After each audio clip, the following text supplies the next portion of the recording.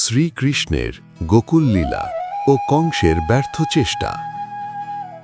মথুরার কারাগারে গভীর রাত, চারিদিকে নিস্তব্ধতা, কিন্তু সেই অন্ধকার রাতেই এক অলৌকিক আলো প্রকাশ পেল।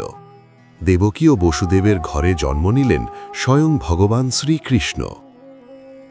আকাশ থেকে দেবতারা ফুল বর্ষণ করতে লাগলেন, আর পৃথিবী আনন্দে ভরে উঠল। কিন্তু মথুরার নিষ্ঠুর রাজা কংস আগে থেকেই ভয় কাঁপছিল। আকাশবাণী হয়েছিল তার বোনের দেবকীর অষ্টম সন্তানই হবে তার মৃত্যুর কারণ। তাই সে দেবকী ও বসুদেবকে কারাগারে বন্দী করে রেখেছিল। শ্রীকৃষ্ণ জন্ম নেওয়ার সাথে সাথে ভগবানের মায়ায় কারাগারের সব দরজা নিজে থেকেই খুলে গেল। প্রহরীরা গভীর ঘুমে তলিয়ে গেল। তখন বসুদেব ছোট্ট কৃষ্ণকে একটি ঝুড়িতে রেখে যমুনা নদী পার হয়ে গোকুলের দিকে রওনা হলেন।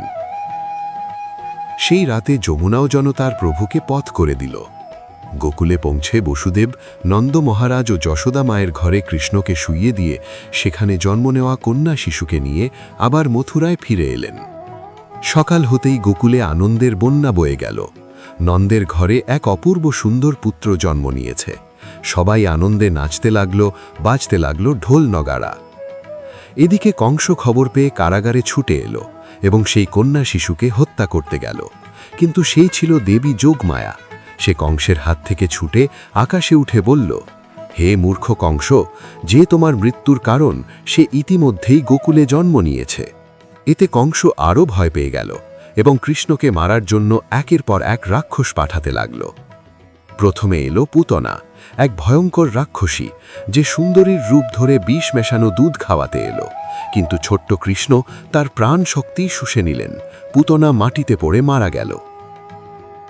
এরপর এলো শকটাসুর, যে এক বিশাল গাড়ির রূপ নিয়েছিল।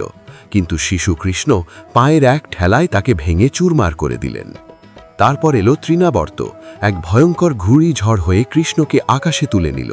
কিন্তু কৃষ্ণ তার গলা চেপে ধরলেন এবং তাকে নিচে ফেলে দিলেন।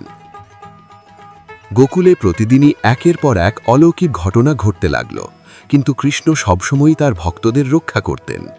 একদিন কালীয় নাগ যমুনার জলকে বিষাক্ত করে তোলে। তখন কৃষ্ণ নদীতে ঝাঁপ দিয়ে তার ফনার উপর নৃত্য করে তাকে পরাজিত করেন এবং সেখান থেকে তাড়িয়ে দেন। এভাবে কংসের সব চক্রান্ত ব্যর্থ হতে লাগল। যতবারই সে কৃষ্ণকে মারার চেষ্টা করত, ততবারই সে পরাজিত হতো। গোকুলে কৃষ্ণ তার বাললীলায় সবাইকে মুগ্ধ করে রাখতেন। মাখন চুরি, গোপীদের সাথে দুষ্টুমি, বংশী বাজানো, সব কিছুতেই ছিল আনন্দ আর প্রেম। কিন্তু কংসের পরিণতি নির্ধারিত ছিল। সময় আসবে যখন এই ছোট্ট কৃষ্ণই মথুরায় গিয়ে কংসকে বধ করবেন এবং অধর্মের শেষ করবেন।